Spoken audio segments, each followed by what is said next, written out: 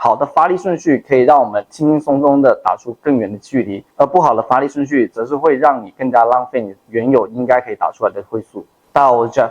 牛頓的物理定理告訴我們，當我們對物體施加一个方向的力的时候，物体會反方向施加一個同等大小的力作用在我們身上，這也就是我們生物力學的來源。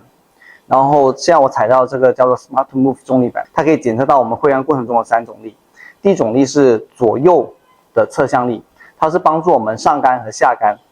然後第二種是旋轉力，旋轉力很多人認為就是純粹的轉化，但其實轉化只是它的現象之一，它實際是我們在上下桿過程中，我們的腳對地面做出了一個分別向前和向後相反的力而產生的一個現象。舉個例子，就好像我們在擰一個瓶蓋的時候，我們同時會向瓶蓋的向前和向後進行一個扭轉，幫助瓶蓋轉開或是關掉。然後第三個力是垂直力，垂直力就是我們在上下桿過程中，我們身體會減重加重，甚至在下桿擊球的時候，我們左腳在蹬伸，以至於我們的左腳的腳底板會離開地面一段時間。這個都是我們使用垂直力的一個表現。垂直力在很長一段時間，在我們傳統的教學裡面，我們都不太喜歡碰到它。具體可以表現為，在上桿的時候，我們希望我們的頭不要動；我們在擊球過程中，眼睛要盯着球，不要起身。這其實都是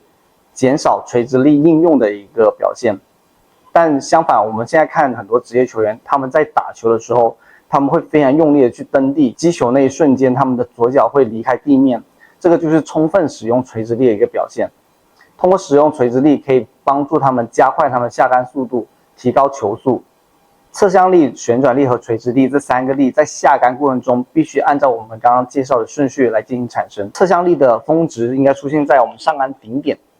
而旋轉力則是需要在頂點和我們左手臂與地面平行之間的時候出現它的峰值，而垂直力它的峰值則是需要出現在手臂與地面平行到桿身與地面平行的這個區間。這3個力出現時機，只要是在這3個區間裡面，它都能給我們帶來非常好的發力順序。這也是我們說的，為什麼有人揮起來好像沒有那麼的用力，但他球就可以打得很遠，這就是因為他們做對了發力順序。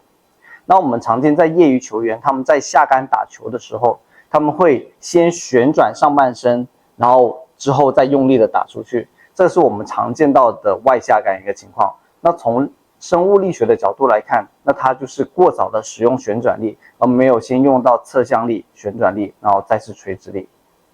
好的發力順序可以讓我們輕輕鬆鬆的打出更遠的距離，而不好的發力順序則是會讓你更加浪費你原有應該可以打出來的揮速。一個比較簡單的訓練發力順序的一個方式是，我們先拿出一個鐵桿，然後呢不需要碰到地面，然後呢我們把桿預設在我們的身體的左側，然後踏一下右腳，讓桿掉下來，然後這時候踏一下左腳，再讓桿掉下來。在這個過程中，我們要去感受，我們是通過壓力的左右移動來去帶動球桿的右左的一個揮。通過這種方式，我們可以更快地感受到上桿和下桿是通過我們身體的壓力和重心的轉移來帶動，而不是通過手的一個主動驅使來導致的這個動作。通過良好的訓練，我們3個力的一個發力方式以及它的發力順序，我們可以非常高效地做出身體允許我們做到的最大揮速。大家如果發力順序或這3個力的發力方式非常有疑惑，不知道怎麼做的，我將在後續出一系列的視頻來去教大家如何去進行一個訓練，歡迎大家關注我。